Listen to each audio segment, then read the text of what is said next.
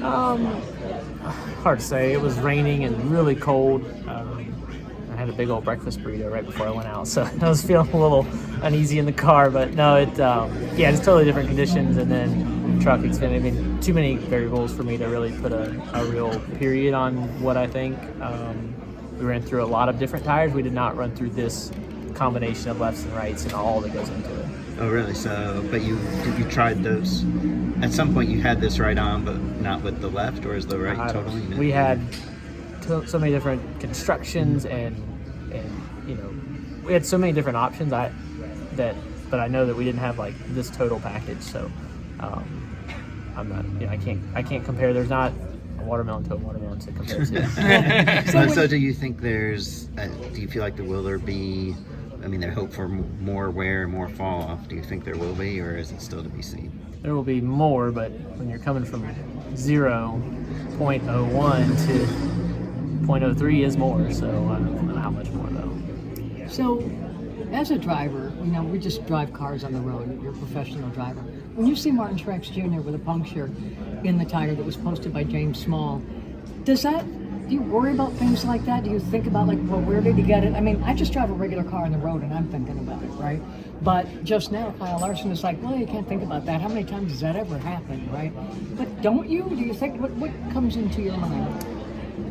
It can happen.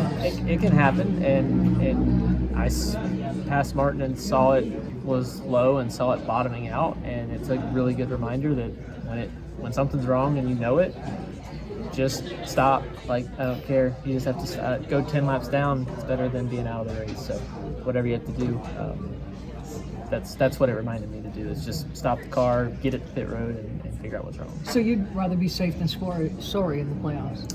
On lap 1, yeah, for sure.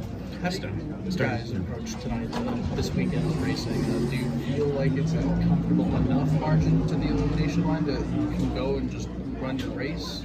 How are you guys running this race? We learned last fall at Martinsville that 18 is never, the teens are not safe. So, no, it's just go execute, go enjoy what Bristol is. I've had such a good couple of days leading up to this of just the preparation that we're doing and truly enjoying every day, every hour, every minute, and now we get to come rip laps around one of the best racetracks that I've ever driven on. So, start first, start 21st, or wherever we're going to end up. I'm going to be smiling out there, and the points will sort themselves out. But 21st, starting 21st, though, is not good, is it? Not great.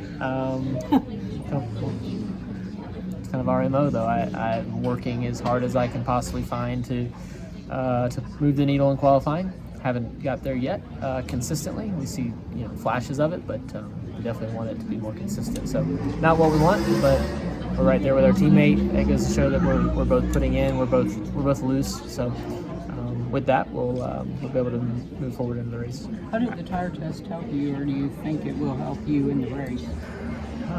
First of all, it was a good reminder not to eat one of Barney's big old breakfast burritos right before you go and drag at Bristol. It was a handful just in the seat. So after that, though, it was raining and really cold, so not a lot learned. And we never ran this total combination of lefts and rights and all that goes into building these tires. This tire wasn't here, so not watermelons to watermelons for sure. How much will the Roval change now with stage brakes added back into that race? I mean, I don't know. We race in circles. We make decisions in circles. It's what we do. We're a very cyclical sport. So stage caution's on, stage caution's off. I'm here for the race.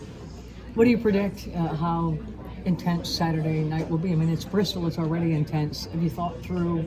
I know we don't know for sure, but what is your thought about it? Well, I mean, it's evolving. So, I mean, yeah, we're 23rd at best now as we keep slipping back with, I guess that might be it. But not sure. I'll just take it for what it is, watch the Xfinity race tonight, learn how those guys move around, see what they do with the spray when we get on track tomorrow, and the weather changes that too. So only be focused on it though right now, debrief with my team, talk with some of the Xfinity guys now, talk with them after the race, just so much more to learn. Started 23rd. Only 22 over the pass. Have you talked much with Justin about like plans for SVG and like are you aware of like everything that's going on, or because you're in the playoffs are you just focused on the one? They tell me ahead of time, before y'all, but not detail and yeah, I mean Shane's off racing, I'm racing, Justin's off racing.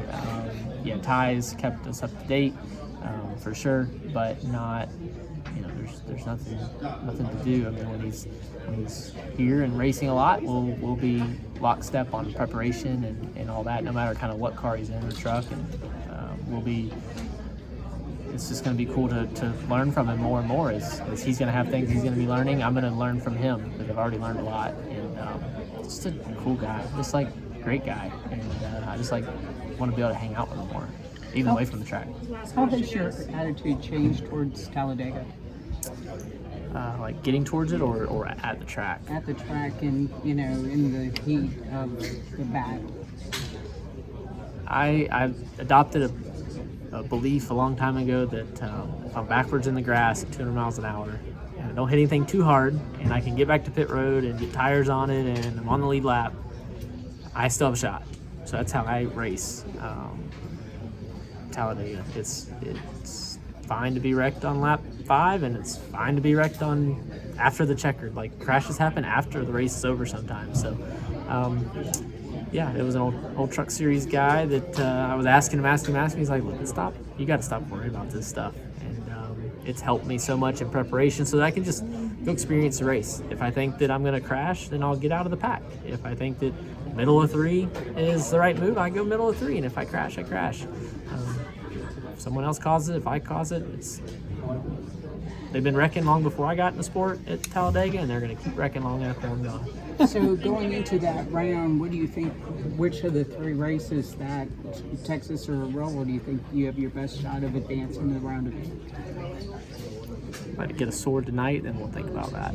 I don't even know when I fly out for Texas, so don't have that planned yet. Yeah, excited. I mean, at the tire test, I was watching one of Marcus's guys pressure wash up in 1 and 2 in the grandstands, and it looked like he'd been doing it for days or weeks, and I don't wish that on anybody. So it's a clean place. We got it cleaned up and put that dirt back out in the field. Let's grow some watermelons on it. You have tried some dirt racing this year, though.